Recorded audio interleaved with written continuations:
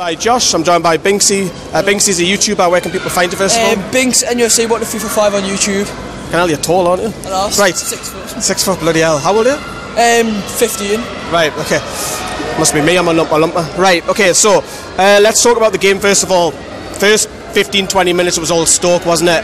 And then that goal was against the run of play and it was all Newcastle, and we should have finished them off, shouldn't we?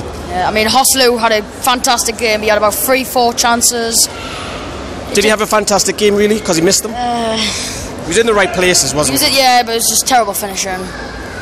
So we're going in, obviously, half-time, we're flying, and then there was a spell where Shaqiri in the first half had that wonderful dipper, which Elliott pushed over. The threat was there, and he had a couple of chances, and then the second half, he buried one. Were you a little bit concerned that Newcastle were going to slack off there?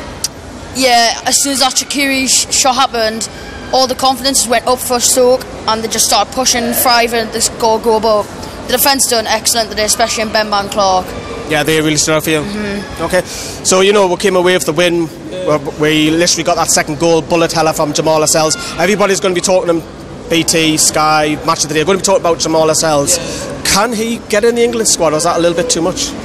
It's a possibility, but got to think like England have got Gary Cahill and all the rest of them, but if he carry on playing like this, he will get in the England squad easily. What else do you reckon of who stood out? Do you reckon, because I'm going to say like that relationship with Clark and Lascelles are now works, and it's going to be difficult for him. I know Bemba's playing out of position, and Lejeune or Lahoun, or whatever you want to pronounce it. Newcastle's defence looks so. I mean, we've only conceded 4 goals in 5 games. That's not Newcastle. That's rough, isn't it? It probably is. How? We normally concede about 12 goals by now. No, it's like every other season we're obviously like having like a big game losing near the start of the season, but this season we haven't looked bad in any game. Probably Huddersfield will look the worst, but then like Tottenham will look alright, then all the other games have won and we've played well. And in a lot of the spells, I know some of the Stoke game were dominated in spells, but not all of it. But West Ham were dominated as well. The Swansea one, we hit them on the counter as well. We're now in the top 5, which is, I know it's early days and everyone doesn't want to get too excited, but if I said to you, right, we're going to hardly assign any key players and you sit in the top 5 at the end of September, you would have laughed. I know, we had to think that Newcastle being in the top 5, which considering we've just been from the Championship, getting promoted, we had to think that, but it's football these days. How would you feel at the minute? Amazing, it's just because like winning 3 games in a row is just a nice feeling.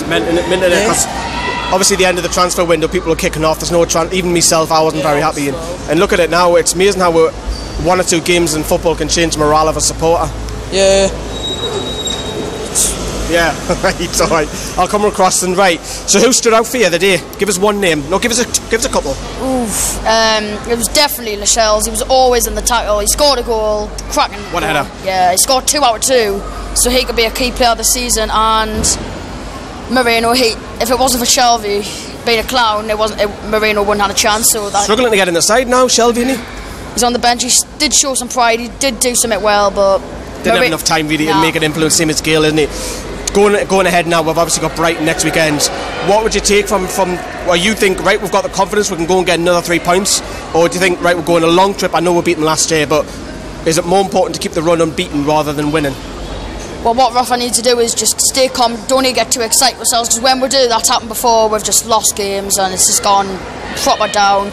It's always the other way around. Newcastle always had the terrible start, but they'll have a good end, but this way it's the other way around, so I think Rafa should get a win from this. And you want the win, would you go along with that, go down to Brighton and get the win, or would you take a draw? I would take a draw because it's away from home, but if we play like how we did against Swansea away from home, we can easily get a win. I reckon we should go down and get the win, me personally. Cheers, Slater.